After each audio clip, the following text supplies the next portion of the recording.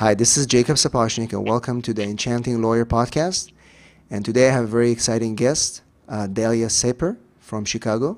Daliah is a practicing attorney, a five-person attorney focusing on intellectual property. And Daliah is also a strong marketing person in the legal field. She has built herself a very strong brand. And Daliah, welcome to our show. Nice to have you. Thanks for having me. Definitely. Daliah, I'm excited to have you here because one of the things that are happening, especially in 2014, is there's a big shift in attorney marketing where it's not enough just to be the attorney in the yellow pages, the attorney having a website. Branding is a key element of any law firm right now, and we're going to talk about it in a few minutes. But why don't you tell us a bit about your firm, about yourself, and what made you start this business? Sure.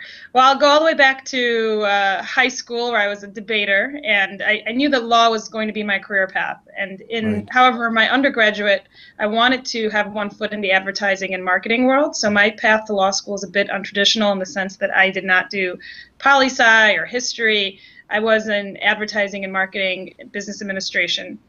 And I went straight through law school, and I tried to focus my area of practice in intellectual property, which really meant trademarks and copyrights, which again kept one foot for me in the advertising world.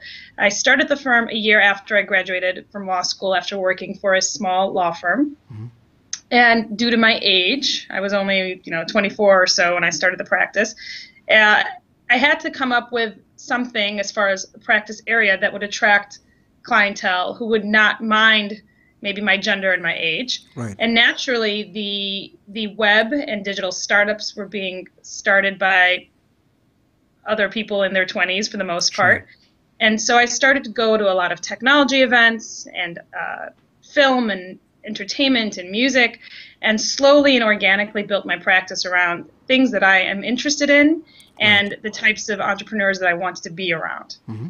And 9 years later, we've created a pretty strong niche around all things online, digital, and really cutting-edge, forward-thinking areas of law. Right. So right now, the focus of your firm is how many areas of law you cover right now? Well, we bill ourselves as intellectual property, media, and business attorneys. And so we both do transactional and litigation work surrounding those three practice areas. We try to stay concentrated in, for example, First Amendment defamation cases, trademark and copyright cases, and corporate matters. Right. So going back to the beginning when you started the firm, what do you think is a main difference between 2014 and 9 years back as far as starting a law firm? What is the main? Well, I think the new firms have so much more opportunity to. There's far lower barriers to entry to becoming an attorney now and starting your own shop than there were 10 years ago. Even when I started, it was pretty avant-garde to have a website and to blog. And part of the reason I am successful now is I have a rich body of information that I've been putting out consistently over the last 9 years. The difference is, of course, that there's also a lot more clutter and noise. And so now everyone can become a lawyer and hang up their own shingle. So it's not enough to just have an online presence and to say, look at me, I've started a law firm. You have to cut through that noise and do it more consistently in order to build a brand and differentiate your firm. Right. And why don't you tell me about one of your failures in the beginning, some of those obstacles that you had and then you overcame in the beginning? I think that, it's important to create a real niche. And in the beginning, I was tempted, like others, to try to take in anything that walked in the door. Oh, I'm just going to be, I'll do some real estate on the side. I'll do, I'll take this random auction case before a disciplinary commission hearing. Right. And I think if you stretch yourself too thin, you'll be a jack of all trades, master of none. And after the first year or two, when I went through a couple of real estate transactions, I said, I don't want to do this. It's something that I have to set up my practice around to do it well. So I'm not going to do it anymore. And that's when I really learned the value of creating a niche and being good at only certain areas of practice. And it's interesting that you mentioned that because looking back in my journey when I started my firm, it's very difficult psychologically to tell yourself I'm only going to do one thing. especially when people call you and say, I'm going to pay you money to do my will and to do my divorce. And I'm just curious to know, how do you emotionally prepare yourself to say, no, I'm not going to take your case. I'm going to refer you to this guy. I'm just the intellectual property attorney. That's what I do. I think it's actually an easy no now. And I feel really good about saying no. And sometimes saying no quickly is better than maybe I should do it. I'll figure it out. And part of the reason I think I've created a strong brand is I've only accepted cases that I feel that I can personally, confidently oversee or do myself. So to that end, for example, I've had the opportunity to directly hire a patent attorney, for example. But I'm not a patent lawyer, so I can't guarantee, until I get someone at the same level as I am, I didn't want to hire an associate, for example, to do patent work when I couldn't guarantee the quality of that work product. And so it's an easy no. It's better to say no and not take on the headache of trying to manage something you're not specialized in or good at. Right. And right now, you built yourself a brand for your firm. Why don't you tell us a bit, what is your brand and how do you present it to clients and to fellow attorneys? Well, it depends who I'm speaking with, but generally it's one of two phrases. Either it's we are representing creative entrepreneurs and innovative business organizations. So through our tagline, we're targeting our prospective clients, those who consider themselves to be creative entrepreneurs in the film, fashion, again, art space, or innovative business organizations. And really what business doesn't find themselves to be innovative, but it does generally mean that you're going to attract some sort of, tech company or a company that's doing something disrupting whatever it is in their industry. On the other hand, when I want to say it even more colloquially, I'll say we just want to be cool by association. So if you're doing something interesting, our firm wants to be involved because we want to be cool by association. And that's been really the underpinning of our brand. Perfect. And I've noticed that even from here, when I'm Googling your firm and your name, you have a lot of media presence. You've been on TV, you've been on the radio. I wanted to ask you that question in two parts. First of all, what is the importance of having the media on your side as a business, as a law firm? That's one thing. And the second part of the question is, how did you do that? What was the beginning of your connection with the media? Sure. Well, I think it's an extraordinary credentializer. If you're regularly on national news, people take you more seriously, especially when they're doing a search and say, well, she looks really young, but for whatever reason, these national networks think she has something important to say, and it gives me a platform to do so on specific topics that are relevant to my practice areas. My introduction to the media was, quite frankly, really something I didn't plan directly. Because of the content and the niche that I had already created, a producer found me, much like others find me just for unique legal cases, and said, we think you'd be the right person to comment on this story. And once it was a defamation matter, and once I was there, I was in their roster of people to call on, and then if you do a good job and they like you, then they continue to call you back.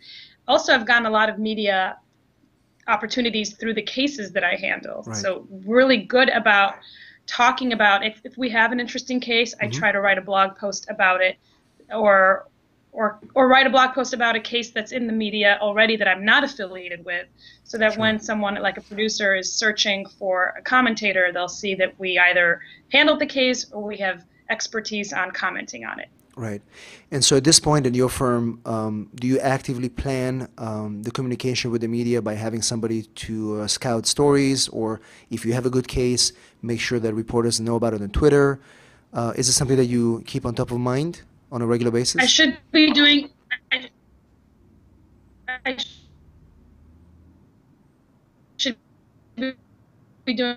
more than I already do, but certainly if there's for example, we handle a revenge porn case, and when the Illinois legislature all the reporters I know and say, hey, you think this would be something you want to do a story on? And sure enough, one said, yes, let's do it. But many lawyers don't have the time for that, so I have yet to find a good agent that can do this for me. But I think you're going to be the best person to control that message if you know the facts of the case and you know what's going on. Right. And so, to me, everything that you do right now, or, I see other attorneys who have different mediums, we call this social proof. And the social proof right now in the legal business, and doesn't matter if you're a legal business or in a service business, is very important. Do you monitor your reputation online, checking reviews, anything that comes up about your firm?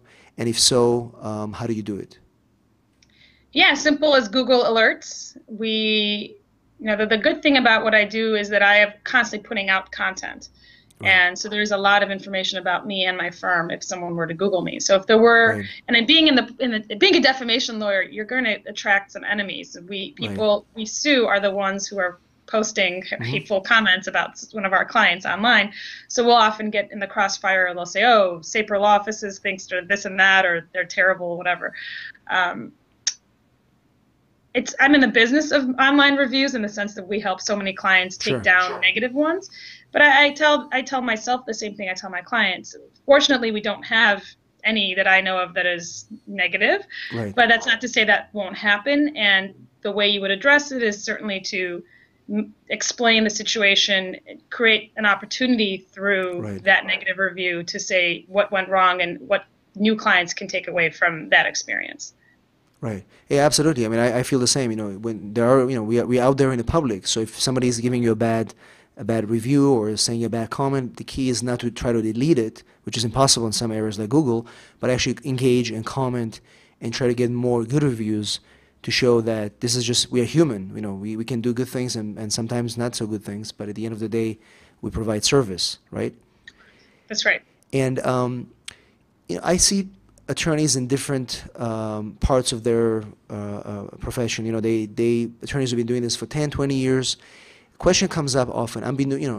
I have a firm that has been around for so many years. We don't have the reputation there yet. How do you do that starting now? What would you tell somebody that wants to become branded or get there? Maybe not as big as you, but try to get there. What would you say will be the first thing they could do to start?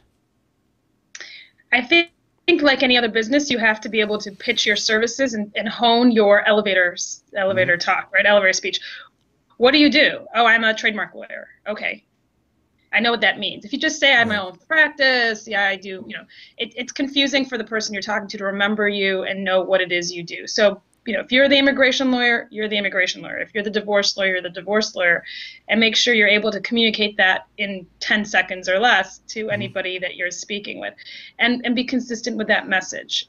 And I think over time, it's something that you can't, people come to me all the time for advice. Oh, you have a practice. How did you do it? I want to start my own firm. Right. How do I start making X amount of money and how many people? And I said, there's no immediate gratification like anything else. It's only something that can develop over time, but you have to be consistent and regular with that branding and that messaging and be first of mind, whether that's by using social media, whether it's by speaking regularly at various events, wherever your audience is. If you're consistently doing something to be in front of them, that's going to take time, and that's the only way to build a brand. Perfect. So why don't you tell us a bit about your marketing strategy right now? What are the mediums that you use, and how do you use them? Sure. Well, I'm an avid user of social media, both because it's the type of law that I practice, and also because I think it's a great way to get in my network. Because lawyers forget, especially when they're starting, your clients are going to be from your immediate network until you've created a more extensive network. So I do LinkedIn. I use LinkedIn, Twitter, and Facebook. Oftentimes I post the same information but in different ways on each of those platforms. Those who are in my more inner circle, I allow onto my Facebook page, my personal Facebook page, where I post more, day-to-day items about my practice, things that are going on in the office. And I'm also constantly affiliating and speaking for organizations around Chicago and the nation.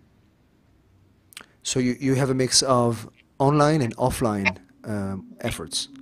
That's right. Which is key. Now, where do you think the marketing of services, law firms, is going in the future?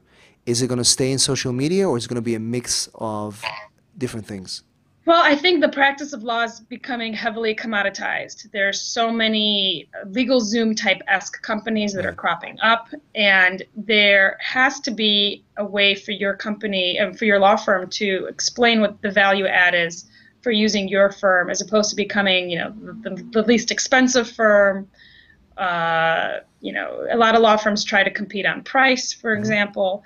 You have to see what makes sense for what you're doing. Maybe you're a high volume firm, and that is where you're going to compete. You Right. can process, you know, real estate closings faster and cheaper than anybody else. But if you're going to be someone like me, where I have a really specialized niche and I have extensive experience dealing with, for example, online fake Facebook, social media profiles that are being used to sabotage a business or a person, well, people aren't going to, they're going to pay for that experience, and I'm not going to Right. compete. So I think that you have to be able to explain your value add and be able to differentiate yourself from just being another commoditized service that someone can Right. buy from any provider going on a LegalZoom type platform. Right. I think the power of attorneys in the future is going to become their ability to be useful, as opposed, because even with the LegalZoom and all these services, it's cheap, but you don't get the direction of the attorney who is being useful, gives you the advice, even if it's not paid advice, just trying to help clients. And I think it's Right. kind of shifting away from the traditional, we are the attorneys, pay us the money, we'll do it. Correct. In Early in the interview, you mentioned you set up the firm. You were a young attorney, and you felt it was going to be hard for you to, make your mark. What do you think the female attorney's power today is, as far as how do you see female attorneys making it in the legal world today? Well, I think the profession has changed. So, isn't it true that more women are graduating Absolutely. from law school than Mm-hmm. men? Yeah, I never really paid attention to my gender, and Mm-hmm. maybe others will disagree. I wasn't in that era where my gender was uh, a detriment. I always felt respected by the places Right. I worked, and the clients that came to me clearly didn't care about my gender. On the contrary, I've been able to join women's organizations and use my gender as again another bonus as opposed to a detriment. And I think that being a small firm, being a woman, helps me also attract other like-minded smaller businesses. I mean, we have a Right. range of clients that are individual small businesses and more established companies. But for example, when I had my daughter for the first 6 to 8 months, my daughter was in my office. She came with me Right. to work every day. We had a pack and play, and I would meet clients, and she'd be in the in a formal office setting. I don't practice out of my house or anything, but Right. and that was fine. My business didn't suffer. You'd think that it would be wholly unprofessional to have a baby Bjorn on when you're having a new client meeting, Right. but it was fine, and people came again back for the value and the specialized experience. I know you can't use the word specialized, but for the niche practice that Right. I had created, and the practice of law doesn't necessarily have to be at marble floors in a corner office overlooking the lake. Sure. That's There's so many different ways to practice law, and for the majority of people who are avo or who are running small businesses, the clients they're going to attract are going to appreciate the small, comfortable, warm, inviting feel of a intimate setting as opposed to a cold, scary, big Right. office building law Right. firm. And I also think that with the advance of technology and women that are interested to have kids in the future, it seems that there's more women entrepreneurs starting their own law firms, and I just see it Right. everywhere. So it kind of looks like the things are shifting. Bigger firms are hiring more, but at the same time, people want quality of life as opposed to money. Right. So what is important for you right now as far as when you run your firm? Is it more your focus is to grow it so you can get more attorneys working for you, or you're looking for other things from the practice of law right now? One thing that I loved about what I've created is that I had no benchmarks. Since I Hmm. started the firm without having had extensive experience at a big firm, I never tried to be something that I perceived the firm should be. Right. And I've added on attorneys organically as the client base Right. expanded. So the answer to that question is I'm going to continue allowing it to grow organically, doing only what I love and taking on cases that I find are interesting or that allow me to Right. be cool by association. And I think that as long as you're happy and you're like I said, the firm allows me to go to events. I get to go to tech events and fashion events, and it allows me to mix both personal and business in a way that's I don't have to balance. Right. There is no need to quote balance because they're all mixed up. I live close to I was able to choose where my office is. I have a 5-minute walk to my office. Right. So I've set it up so that it makes my life easy. Perfect. And one of the things that I see also in practice of law is that it's very difficult to balance work and life. People have, we always have to stay at the office late to finish the case. And I'm curious to know do you have any advice as to how to balance that work, because it can be a very stressful profession and you can stay at the office forever.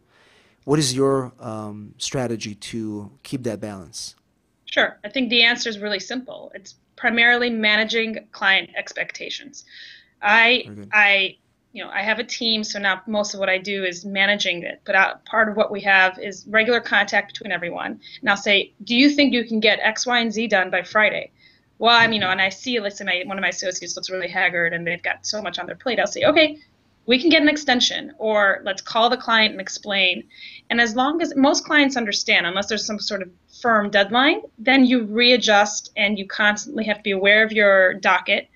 And as long as you inform the client and you know what extensions or whatever are available to you, it can be, it ebbs and flows. Sometimes you're swamped. But right. Generally speaking, if you can look ahead and are on top of your case files, and then you shouldn't have any issues managing your time and managing clients and court expectations. Perfect. And to me, it's kind of like a victory. Once you get to that balance, that's it. You know that from there, there's no stress. As much as you can control it. Right. So if a new client calls and says, I need to file this right away, I'll say, well, I'm not going to take this case because you want, and I give the fast, cheap, or good lecture to a lot of prospective. I don't know if you know this phrase. You can either have it, it can be fast, cheap, or good, but you can only pick two. Right. So if you want it to be fast and good, it's not going to be cheap. I'm going to push your case ahead of somebody else's. If you want it to be perfect, whatever. I'm going to use that. We'll coin it at the end of the podcast. All right. Perfect. And so if you're talking about that kind of success in life, can you share with me one of your highlights? It can be one or two from your career that you feel this is something that this is success. I feel that I'm going to remember this forever. It can be a case or something that you achieved. Yeah, well, I have a few, and this is me like talking about how great I am, so it's kind of an awkward That's question. just one question. You get one of those. That's it. Yeah. Well, one was certainly taking a case as a 20-something all the way to the Illinois Supreme Court. So that was arguing that case before the Illinois Supreme Court was really the pinnacle of any young attorney's career, any attorney's career, because Absolutely. It was a case that I took from inception all the way up to, over the course of 2.5 years to the Illinois Supreme Court and argued it. So I think that was a very great professional accomplishment. And then from the media perspective, because of that case, I was able to get like I said, all these contacts. And I got asked to go to 2020 and do an interview regarding a case all the way in New York. And they contacted me when I was on vacation with my family in Mexico. They said, well, we need you within 24 hours. We'll fly you from Mexico to New York. Wow. And you'll sit in the same studio as Barbara Walters, where I didn't get interviewed by her, but so that was a really exciting event because it was unexpected and it was a whirlwind adventure. I was in Mexico one minute, New York the other, and giving an interview to 2020. Wow, that's huge. That's huge. And so, what happened? How did you feel after that when you did all these interviews and you came back to work? Did it change the way you communicated with your staff, with your clients? Did you feel that you were now at a different level, or No. it just gave you this boost? No, because I didn't do it by myself. So Of course. It was if I it's business as usual, I should say. But I got to those places with the help of the people who work for me and who. Right. Yeah. Perfect. Now you have a firm, and I have a firm too. There's a question: people that actually get to the point where they run a firm, what is one tip you can tell people that manage other people, as far as creating harmony in the workplace between attorneys, paralegals, and anybody else who comes in there as people? Okay, well, my style is to be a very much macro manager and not a micromanager. If you hire people who are smart and self-motivated, Right, you don't need to look over their shoulder and, tell right, them what to do and when to do it. So I am very fortunate that the people who work with me are really smart, smarter than me probably, and it's a really fun workplace. They can come and go as they like. There'll be times where I don't want to show up because it's cold or I don't feel like right. leaving my office, and they'll all be there because it's, they prefer to be there than somewhere else. So it comes down to trusting who you've hired and making sure if you make the right decision about who you want around you and working on Right. your cases, then the firm will ultimately run itself. Perfect. I totally agree with that. I think this is the only way to do it. There's no, and not in this day and age, you cannot be the crew leader anymore. You have to lead a team as a family. Otherwise, Correct. if they don't want to come to work, you're not going to make them do the work. Can you share with me a technology tool that you use at the office, or it can be for your personal, just one or two that will helps your practice better? I converted to FreshBooks for my timekeeping and invoicing software a Perfect. couple years ago, and it's streamlined the invoicing and collections process. Uh-huh. And I can't say enough good things about the service, the customer service that FreshBooks provides, and the ease of use of the interface. Perfect. So FreshBooks is your tip. It's my tip. Excellent. Yeah. We'll make a link to that at the end. And can you recommend a book that you feel is something that our listeners can benefit? Something that you read recently or you feel is some value? Yeah, I'm going to be, so as part of being part of the tech and startup community, I'm often giving business startup advice and Right, how best to structure your business and what you can do to expand. And right, so I've become very close with Barry Maltz, who is a business coach and right. speaker. And we'll be doing a radio show together starting at the end of this month. And he's written his fifth book, which is, and I have a copy to show, called How to Get Unstuck. Perfect. And it's great tips for a business owner, including a law firm that's Right, a business ultimately. It'll document different milestones in your practice where you might feel stuck and recommendations for how to get unstuck. right. And a lot of the comments that we get on our site are from young attorneys who are just graduating from law school and they are torn about whether they should get a job at a big firm or start a law firm. What would you tell somebody who is interested to start a law firm as the first thing they should consider before they're jumping into the journey? Okay. Well, first of all, it's if the pros and cons of both, obviously. Right, If you have the ability and opportunity to work for a bigger firm, I think right, that it's invaluable experience, especially if you're just coming out of law school. right. I had a unique situation, but even I had an 8-month, boot camp type experience Sure. where I was able to witness how a law firm was being operated. Right. You also need to be honest with yourself. Running a law firm can be very liberating, but it can also be very taxing in that Of course. you're not just practicing law. And many people like the idea of, having their own law firm, but are not prepared to do all the ancillary administrative, marketing, management, Sure. operational things that go along with it. And so first and foremost, you can't practice law if you don't know how to practice law. Right. And if you are a new attorney, you do need at least a couple of years under your belt to learn, whether you're a litigator, learn the court procedures and Sure. get some experience. Hmm. And if you're a transactional person, being in an office where you're looking at the contracts or whatever it may be, so that you can actually provide proper legal services to future clients. Right. And I wanted to ask you, Daliah, did you have any mentors, or do you have any mentors that you look up to when you started, or even throughout your career today? And do you recommend to connect with a mentor like that as you build your practice? Mentorship is so important. I still have two mentors that were just attorneys from my class. I mean, from my law school, who had graduated ahead of me. That one sought out in law school, another was a couple years ahead of me. Right. Yeah, especially if you're a new attorney or you're just starting your firm or you're starting your firm in an area of practice that you don't know much about. Hmm. You don't have the luxury of a big partner, a partner at the corner office where you can go into his office or her Of office course. and get help. No, I have at least two mentors that are on speed dial. Anytime I have, let's say, a litigation question, they call, I call them, and they'll call me if they have a defamation question, for Right. example. But Right. building that virtual mentorship network, I think, is really crucial to ongoing success for a person's law firm, for anybody. Perfect. I agree with that. You have to have the mentors. And why don't you share with me what inspires you today, and is it different than what inspired you in the beginning when you started? Good question.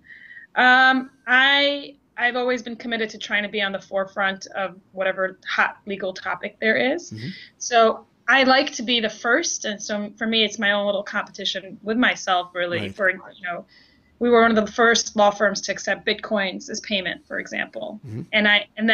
or the first law firm to talk about cloud computing before that phrase was in everyone's vernacular. Of course. So for me, what inspires me is trying to constantly be on top of the next best thing or the next new development in technology or whatever society, and that personally inspires me. That inspires you today. But what inspired you in the beginning when you started? Inspiring me in the beginning was more I was hungry. I wanted to Right. build something, and it was more the focus was more on establishing myself in the community, and now Hmm. it's more expanding the brand I've already created and Right. maintaining it. Perfect. Now, as we come to the almost to the end of our show, I wanted you to share something with people who are, whether they're new attorneys who are in practice or even business owners, something that you feel can help as they grow their business. Some piece of advice doesn't have to be necessarily entrepreneurial, but something that you maybe learned recently or knew it, and you want to share with our listeners. Sure. Well, a few things. One is patience is a virtue. Rome wasn't built in a day. All those Right. cliches.